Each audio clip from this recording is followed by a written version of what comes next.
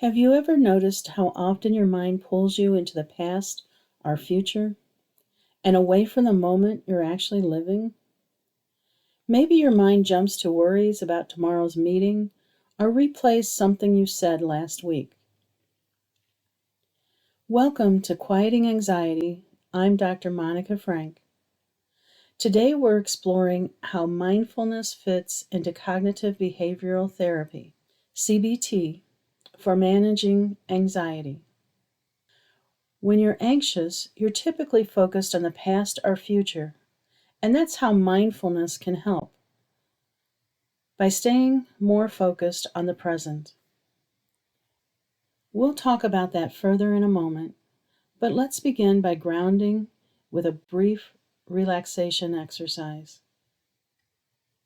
Take a slow, gentle breath in, and as you exhale, imagine a warm sensation spreading across your body, like sunlight gently warming your skin.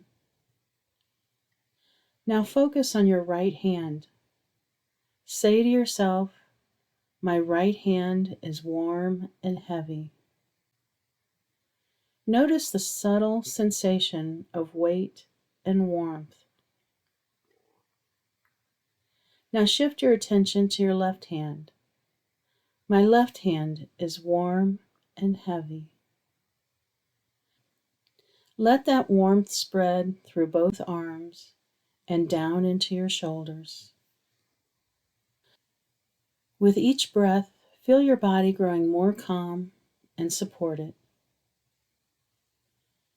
Just this moment of calm awareness is the beginning of mindfulness. Now let's talk a little more specifically about what mindfulness-based cognitive behavioral therapy, or MCBT, actually is, and why it's such a helpful approach for managing anxiety. MCBT is a therapeutic approach that blends the traditional principles of cognitive behavioral therapy with mindfulness practice.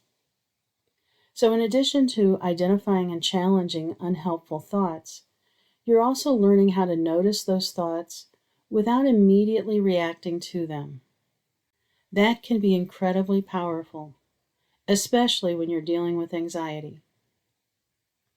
Research shows that MCBT can significantly reduce anxiety symptoms and even help prevent relapse and depression. One of the main reasons it works so well is because mindfulness creates a space between the trigger and your reaction. So instead of immediately spiraling into worry or panic, you have the opportunity to pause, observe the thought or sensation, and choose how to respond. Mindfulness helps you recognize that your thoughts are just thoughts, not facts.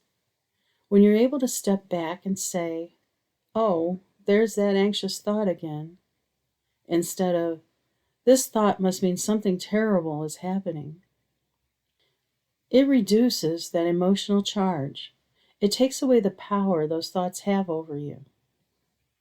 Practicing mindfulness also helps reduce future-oriented worry and rumination, two of the biggest contributors to anxiety. Instead of getting caught up in what if thinking or replaying past situations, mindfulness gently brings your attention back to what's happening right now. And there's another benefit too. Mindfulness actually helps calm the nervous system.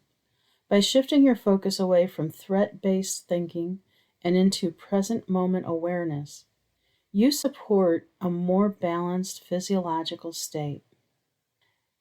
You're training your brain and body to stop overreacting to non-dangerous situations. So when we combine mindfulness with CBT, when we pair noticing with restructuring, we're giving you a much more complete set of tools. CBT helps you change the way you think. Mindfulness helps you relate to those thoughts differently. Together, they can make a big difference in how you manage anxiety. Let me give you an example from my own life. If I'm running late in the morning, I could rush around thinking I'm late, I have to hurry. But that usually leads to dropping things, misplacing my keys, and feeling more stressed. Instead, when I shift into a mindful mindset, I tell myself, just focus on what you're doing, one step at a time. I move through my routine with more calm and often end up being just as fast, sometimes faster, without all the chaos. Why should you cultivate mindfulness through practice? Some people rarely experience mindfulness throughout their day. Others only access it during specific activities like fishing or gardening, but don't carry it with them into more stressful or mundane parts of life. Many of us experience moments of mindfulness naturally at times, like watching a sunset or being completely immersed in an activity. Athletes often describe being in the zone, a form of mindfulness focused on the present. But those moments are usually fleeting. Our goal today is to extend that mindful state into everyday life. That's why it's important to practice mindfulness intentionally. The more you practice, the more natural it becomes, and the more it starts to show up when you need it most, even during tasks you might usually dislike. Here's a quick mindfulness practice tip. Start small. Try saying to yourself, for the next couple of minutes, I'm going to focus on being mindful. You can do this during nearly any activity: walking, waiting, driving, even washing dishes. Focus on what you see, hear, smell, taste, or feel. Engage your senses and let go of distracting thoughts. When you do that, you are likely to find your mind wandering and may wonder how to deal with distractions during mindfulness. It's completely normal for your mind to wander. In fact, expect it to happen. The key is gently returning your focus without judgment. If frustration arises, recognize it and return to the present. Frustration is just another thought. Acknowledge it and let it pass. I teach that the primary aspect of mindfulness training is learning how to refocus, not how to be focused. The idea is to build the habit of mindfulness by practicing mindfulness for a few minutes multiple times a day. With repetition, your brain learns this pattern and begins to favor mindfulness over distraction.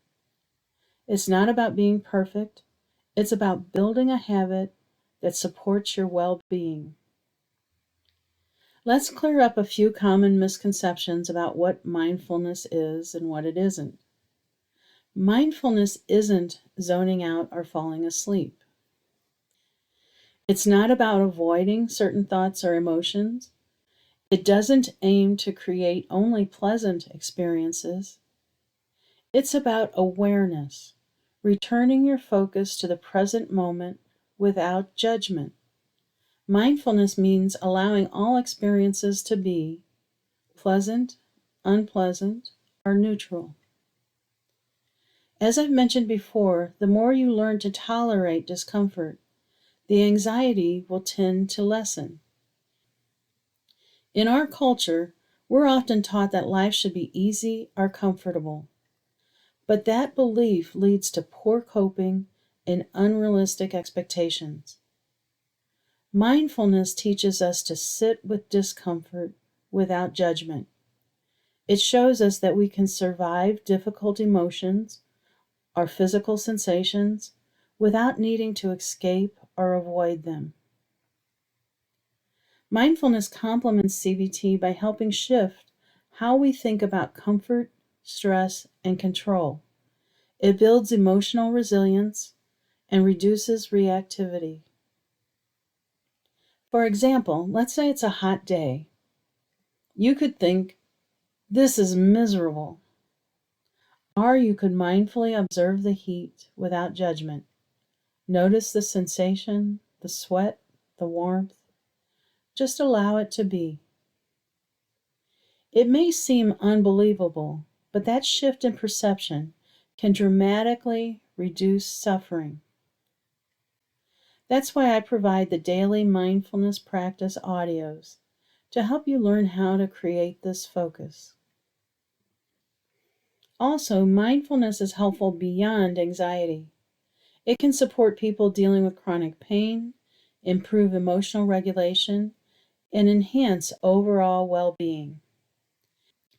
Its benefits grow with consistent practice. Your reflection question today is, how often are you truly present in your daily life? How often are you focused on the past or future, and is that related to your anxiety? Your task for this week is to begin listening to the Understanding Mindfulness audios, starting with the first step. This will help lay the foundation for incorporating mindfulness into your daily life. The links are in this podcast description. For practice, for a few minutes or even seconds at a time, focus on staying in the immediate experience to reduce distracting thoughts, especially those that are future-oriented or self-critical. Mindfulness brings you back to the here and now. You can use the daily mindfulness practice audios to help you get started. And don't forget, if you've missed any episodes, go back and listen. Each one builds on the last to guide you step by step. Let's close by returning to a moment of relaxation. Take in a long, slow breath and gently release it. Picture that warmth we started with, now flowing down your arms, into your hands, your fingers. Now focus on your legs. Focus on your right leg and say to yourself, my right leg is heavy and warm. Next, bring your attention to your left leg and say to yourself, my left leg is heavy and warm. Let that heaviness settle, softening your muscles, and let your mind rest in this feeling. You've done something good for yourself today. Take that with you as you move forward. And remember, mindfulness isn't about doing it perfectly. It's about showing up, being present, and gently returning your focus again and again. Every time you practice, you're training your mind to be calmer, more focused, and less reactive. Each moment of awareness is a step forward, no matter how brief. You're not just learning to manage anxiety, you're building the foundation for a steadier, more intentional life.